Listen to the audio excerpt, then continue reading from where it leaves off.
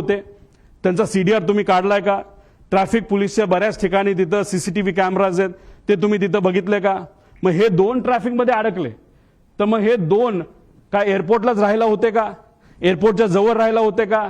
मग हे दोघं तिथं कसे आले? असा बरेच काही प्रश्न आम्हाला तिथं पडतात.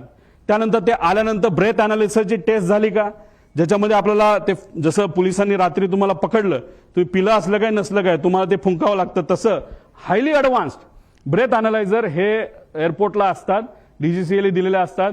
त्याचा फोटो सुद्धा निघतो.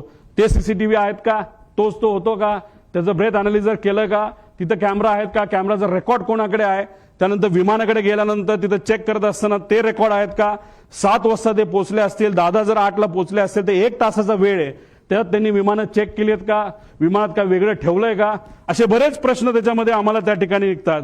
आणि हे सर्व गोष्टी आता बघण्याची जरूर